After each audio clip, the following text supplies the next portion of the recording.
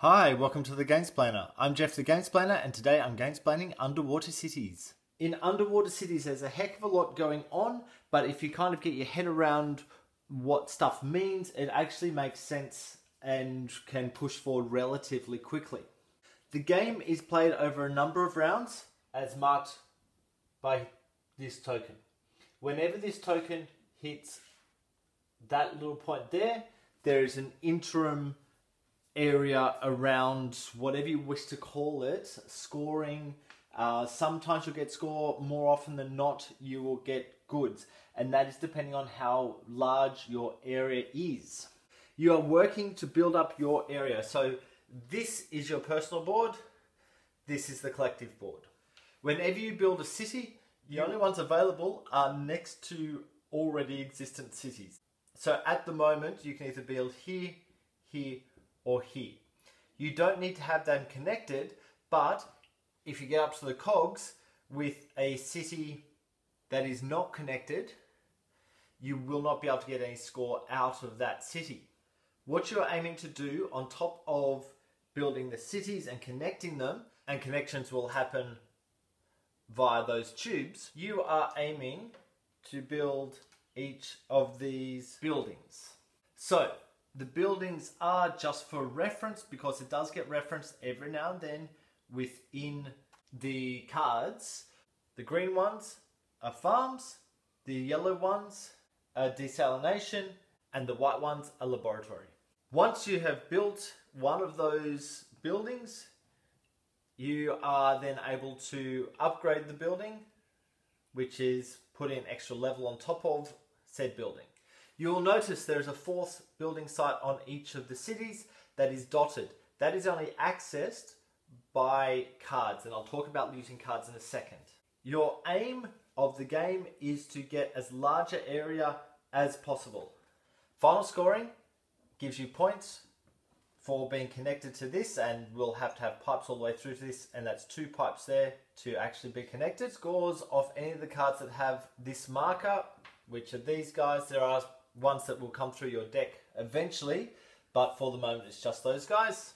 Then you will get points for every city that is connected, is worth 2 points, plus if you have one type of building attached to a city, it's worth 3 points. If you have 2 types of building, it's worth 4. If you have all 3 types of buildings, it's worth 6. Then you're getting it's 1 for 4 with all of these, and 1 for 2 with the other type of good, which is called biomatter tokens. We don't start the game with any of them.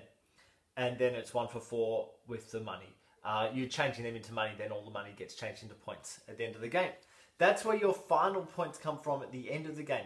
To get to that point, there are obviously those interim scoring points, which I've talked about already, and they are marked on this card. So they will get you goods or money depending on what is actually in your city. So it's a level 1, then you're just getting these things. If it's a level 2, you're getting these. And if you've got 2 level 2s on the same city, you're getting those. The other thing is, if you have a purple city, I'll talk about how to get a purple city in a second, it's worth some points at that scoring time. Then any cards that have that marking, turn any of your A cards, I'll talk about that in a second. And then you need to feed each of the cities, and you'll feed them with the green stuff. If you don't have the greens, then you use the pinks. If you don't have them, then you're losing points. So that's what you're working towards, and how you're getting there is, we have, first up, turn order track. So orange is going first, followed by blue. This track here tells us the order of play for next turn. So there are elements around the board that will allow you to move forward on any of those tracks. When you move forward, you just move up and you gain whatever is next to it. So when I get to this one, I'd get 1 money. When I get to that, I'd get 1 of those Still Plus tokens. And when I get to that, I would get 1 point for every action above that. The other thing we have, and this is really where the core of the game is these cards. Now, I am starting the game with 6. Out of those 6, I have to choose only 3 to hang on to. What I'm looking for is these symbols in the top left corner. What they mean, if there's an A in the top left corner, and I'm keeping that and using that, once that gets played, I will be able to action that card by going to a spot that has the A symbol. When I action it, I turn it to the side and take whatever is marked on the top of the card. Anything with the cog symbol in the top, once that's played, that just sits next to my board until we get to the cog time, and that's when I'll actually get any of the product that's next to it. Anything with this infinity symbol will get played just next to my board as well, and will action whenever a certain event happens. So the writing down the bottom tells you what is intended by the symbols at the top, and anything with the lightning symbol happens straight away and only once. So I would actually, if I use that card, I would turn one of these green ones, or the kelp tokens if you will, into 3 money. So I'd turn that, take the 3 money, and that would get discarded straight away. And the other symbol is this symbol here, which says it's basically going to get you points at the end of the game, and it's worthwhile having them at the end of the game. Now the beauty of these cards is that if you select, say, to do that action, you need to play a green card from your hand. I don't have a green card in my hand, which means that I will play any card from my hand just to get rid of it, to be able to do that action. That would then go straight to the discard. I don't get any benefit from the card, but I do the spot where I've selected. Whereas if I selected that spot, which is orange, I can now play that down next to my board, and if it's got lightning on it, I do it straight away. If it's got those other symbols, as discussed earlier, they just sit there and will action at the appropriate time. What I've also marked is that this action is not available for the rest of the players. So orange and blue, that's not available at all. In the 3 to 4 player game, there is one other space which has this token. This token means that I can spend 1 money to do any action that I haven't already done. So it's an action that's covered up by someone else's marker. That can only be used once, but it's in the 3 to 4 player game.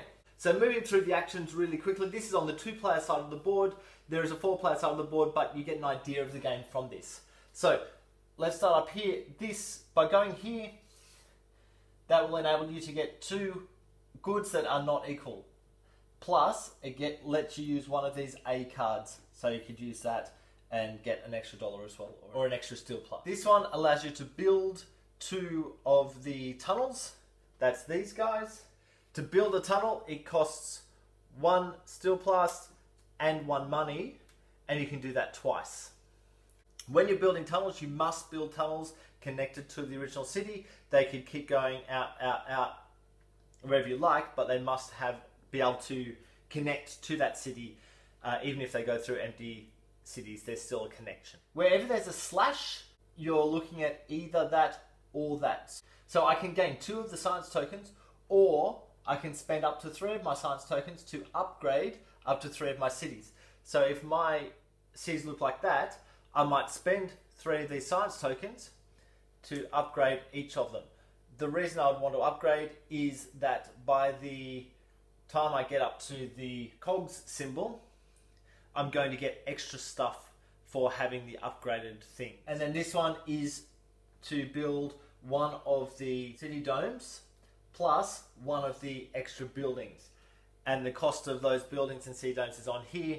And the reason you would do a purple city dome is you'll have to have biomatter tokens to start with, but when we get to the cogs, you'll actually get 2 points for having 1 of these, and there's a limited number of these available to you to build. When we come around to the red, this one's either building the green spots, which is the farm tokens, or the white ones, which is the laboratory tokens. So you can build up to 2 of them, and once again, they cost you to build. Here you can build a tunnel and take an A action. Here, this one is just getting extra stuff in. This one, you're taking 1 of the things from the center. Now, the way the ones in the center work, these are called specialty cards. You have a couple of choices here. You can either take 1 of the 6 specialty cards into your hand. Noticing there's a cost there. It costs you to play it onto your area. So that's going to cost 3 money to play it onto your area out of your hand, but it doesn't cost anything to take it into your hand. That is worth points at the end of the game. This deck The cost to play is either 1 or 2. The cost for all these guys on the board is 3. Now, here you have the option. You can take the one on top into your hand. Or you can put the one on top to the bottom of the deck, take the next 3 cards, and choose one of them to take into your hand. Then the other 2 go to the bottom of that deck. And then once it's the next person's turn, or once your turn's over, then you flip over the next card. On a future turn, because this is green, you might go, oh, I'm going to go to the green spot. I will play that. It's going to cost me the 1 money to play it. And then I can also do the actions as well. This one has that lightning, so it cost me a money to play it.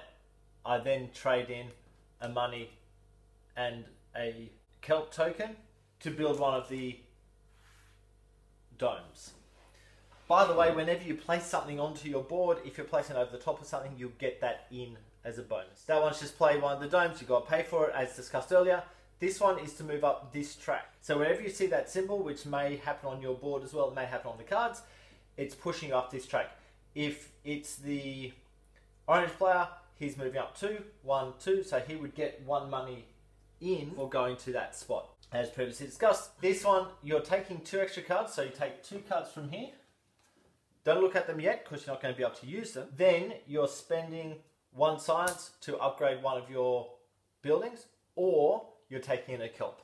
Even though you've taken 2 cards in, because you've spent 1 card to do it, you would only have 2 cards, plus the 2, and then you still take another card in at the end of the turn. So you're now choosing between the 5 cards, which ones to keep, and you're basically going to go, oh, I want to keep these ones, and throw the other ones into the discard pile.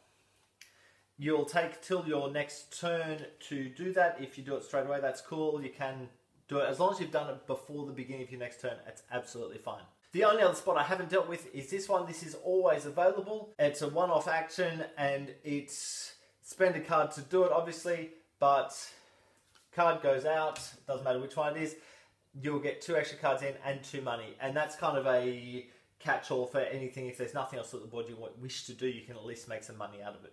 Look, I think I've covered everything that's necessary to cover. This building, once you get there, is a endgame points, and you're going to have to do 2 tunnels to get to it. These ones that have the lightning are straight away things that will happen as soon as you've connected them. Look, I'll leave it there. Please go ahead and watch my gameplay to get a feel for how this game actually plays. If you have any comments or suggestions, please write them below. If you have any games that you would like to be gamesplaned, please shoot me an email at thegamesplainer@gmail.com. Follow me on Instagram and Twitter at thegamesplainer to keep up to date with the games I'm playing. Subscribe to my videos to keep up to date with the games that I'm gamesplaining. And until next time, enjoy gaming.